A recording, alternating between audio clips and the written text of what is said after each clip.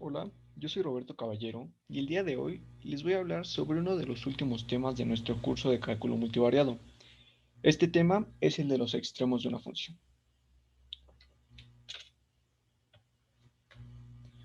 Bueno, lo que dice la definición en otras palabras es que una función va a tener un máximo en el punto x0 si no hay algún otro punto que sea mayor a él dentro del rango de la función y va a tener un punto mínimo si no hay algún punto que sea menor. Algunas condiciones necesarias para que existan los extremos son que la función debe de ser derivable, que existe un punto en el cual la primera derivada sea cero. Este punto lo nombraremos punto crítico. Y la tercera es que el punto crítico pertenezca a la función. Bueno, las condiciones suficientes son que la función sea continua y que su derivada de segundo orden exista. Además de esto, cuando la matriz hessiana se defina positiva, estaremos hablando de un mínimo local, y cuando la matriz hessiana se defina negativa, estaremos hablando de un máximo local. Aquí tenemos un ejemplo. Tenemos la función f de x, y igual a x cuadrada menos y cuadrada. Obtenemos las derivadas de primer orden para obtener los puntos críticos. Si derivamos respecto a x, tenemos que la derivada de f respecto a x es igual a 2x. Igualamos a 0, por lo tanto, un posible valor de x es 0. Ahora derivamos respecto a y. Si derivamos respecto a y nos da menos 2y es igual a 0. Por lo tanto, la y va a ser igual a 0. Así que el punto crítico es 0,0. Este punto es un mínimo o un máximo. Como habíamos dicho, es un mínimo si no hay números más abajo que él y es un máximo si no hay números más grandes que él. Y por lo tanto el punto 0,0 evaluado nos da 0. Aquí podemos ver como ejemplo que el punto 3,2 es mayor que el punto 0. Por lo tanto, ahí descartamos la opción de que sea un máximo. Y tenemos que el punto 2,3 es menor que 0. Y ahí descartamos que sea un mínimo. Eh, Existe un teorema el cual nos ayuda a determinar si los puntos críticos son extremos. Y para esto es necesario calcular las derivadas de segundo orden. En este caso, nombraremos a A como la derivada de segundo orden respecto a x, a C como la derivada de segundo orden respecto a y a B como la primera derivada de segundo orden respecto a x y respecto a y. El teorema consiste en que a través de unas condiciones podremos determinar qué tipo de extremo es el punto crítico. Estas condiciones son: si la resta de b cuadrada menos ac es positiva, estamos hablando de un punto silla. Otra condición es: si la resta es negativa, pero la a es positiva, estamos hablando de un mínimo. Y la última condición es: si la resta es negativa y la a es negativa, es un máximo. Cuando b cuadrada menos ac es igual a 0, esto no nos dice nada. Bueno, para demostrar el ejercicio anterior, tenemos que calcular las derivadas de segundo orden. En este caso, la derivada de segundo orden respecto a x es 2, que en este caso va a ser la a. La derivada de segundo orden respecto a y va a ser menos 2, que en este caso va a ser la c. Y la b va a ser la derivada de segundo orden respecto a y respecto a x, que en este caso va a ser 0. Aquí podemos evaluar que la b cuadrada, es decir, 0 cuadrada menos a, que va a tomar el valor de 2, y de c, que va a tomar el valor de menos 2, nos da como resultado 4. Y si nos vamos a las condiciones, tenemos que b cuadrada menos ac cuando es mayor que 0, quiere decir que es un punto silla. Y pues ahí podemos ver que sí se cumple lo que habíamos planteado al inicio. Bueno, ahora vamos con un ejemplo más avanzado. Tenemos la función 2x cuarta más y cuarta menos 4x cuadrada menos 2y cuadrada.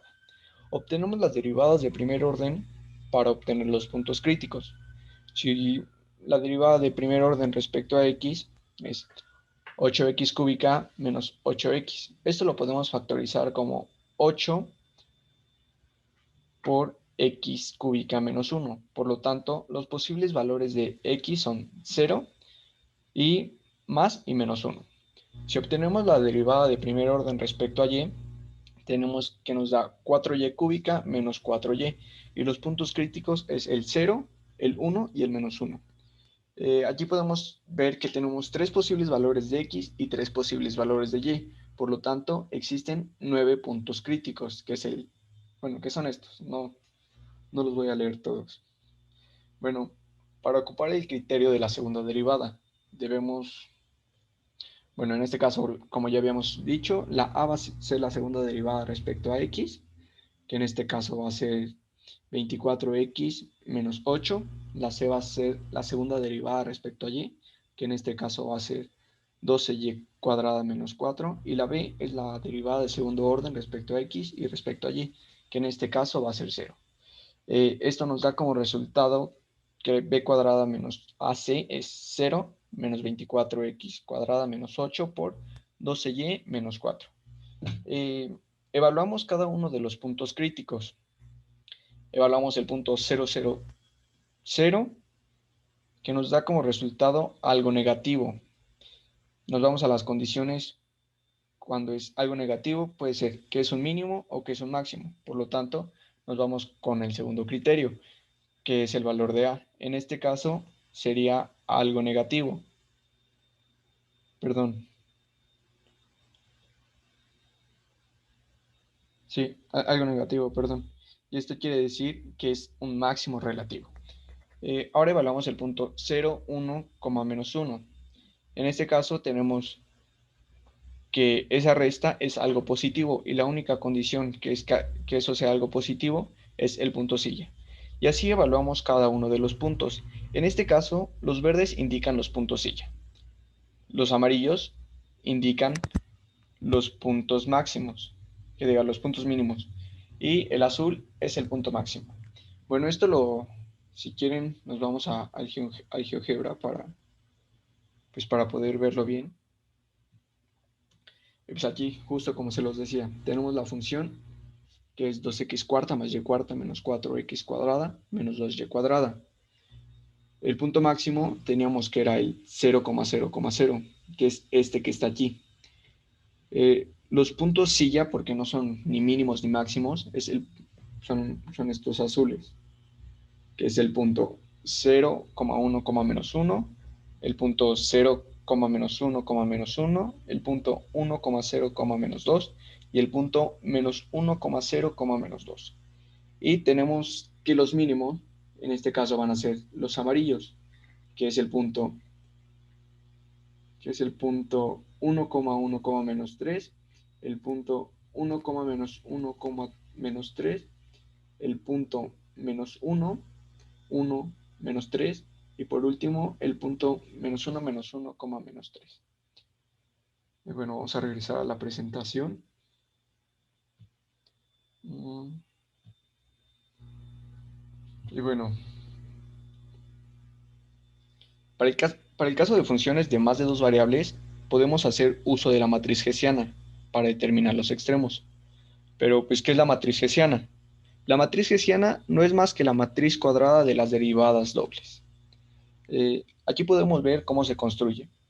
Si somos observadores, podemos ver que la diagonal principal es la derivada del segundo orden respecto a x, la derivada del segundo orden respecto a y, la derivada del segundo orden con respecto a z, y así hasta llegar a la derivada de segundo orden respecto a xn. Y otra cosa que podemos observar es que esta matriz es cuadrada y es simétrica.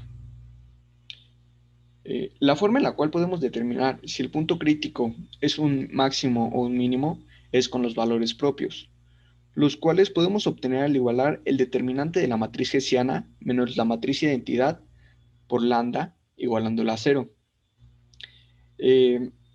Si tenemos que los valores propios son positivos, estamos hablando de un punto mínimo.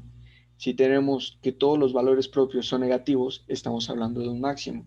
Y por lo tanto, si los valores propios tienen distintos signos, estamos hablando de un punto silla. Para este caso vamos a ocupar la función x cuarta más y cuarta más z cuarta más 4x más 4y más 32z más 1. El primer punto, bueno, el primer paso es obtener las derivadas de primer orden para así poder obtener el punto crítico. Tenemos que la derivada respecto a x es 4 por x cúbica más 1. Como resultado tenemos que la x es menos 1. La derivada respecto a y es 4y cúbica más 1, que si lo igualamos a 0, esto nos da que la y puede tomar el valor de menos 1. Y la derivada respecto a x, que diga respecto a z, es 4 por z cúbica más 8, que si lo igualamos a 0 tenemos un posible valor de z de menos 2. Ahora obtenemos las derivadas de segundo orden para construir la matriz hessiana. Y bueno, tenemos que la derivada de segundo orden respecto a x es 12x cuadrada, la derivada de segundo orden respecto a y es 12y cuadrada y la derivada de segundo orden respecto a z es 12z cuadrada.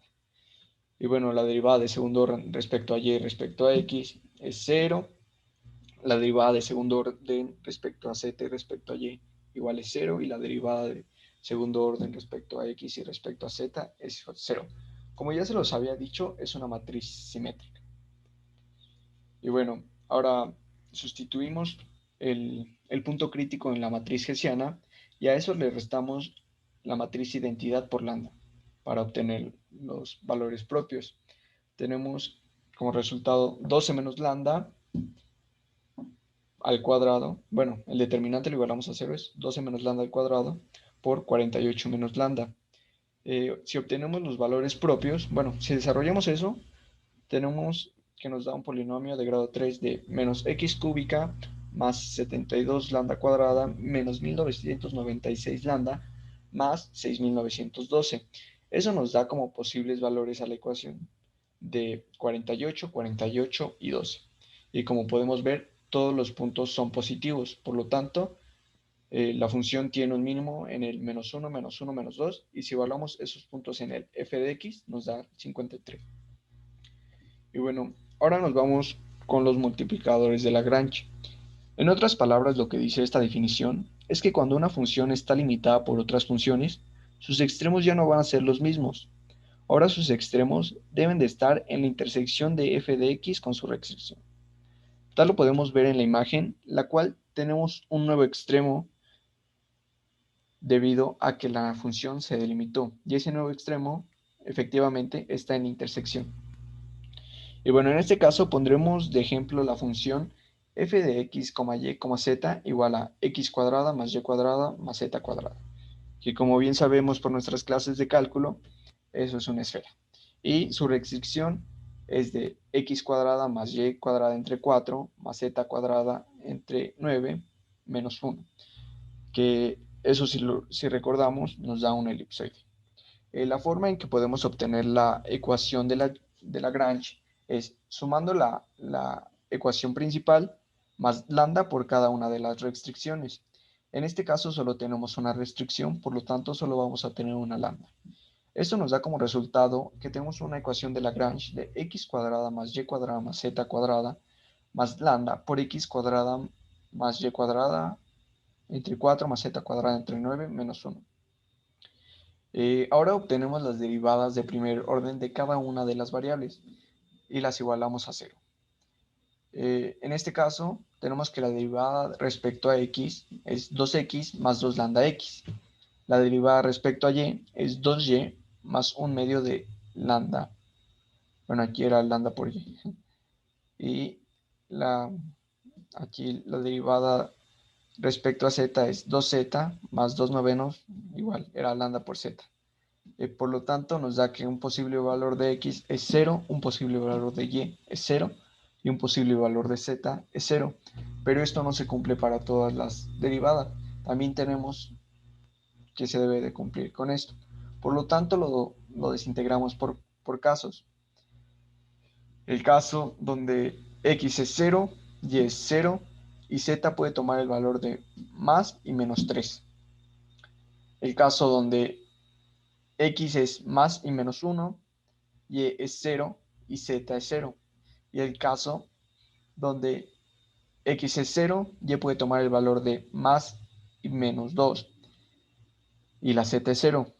Si evaluamos en la f de x nuestros puntos que obtuvimos, obtenemos que el valor máximo va a ser en el punto 0,0, más o menos 3, que sería este y este. Y los puntos mínimos tenemos que sería en el punto más menos 1, 0,0, que son estos dos. Y bueno, esto sería todo. Gracias.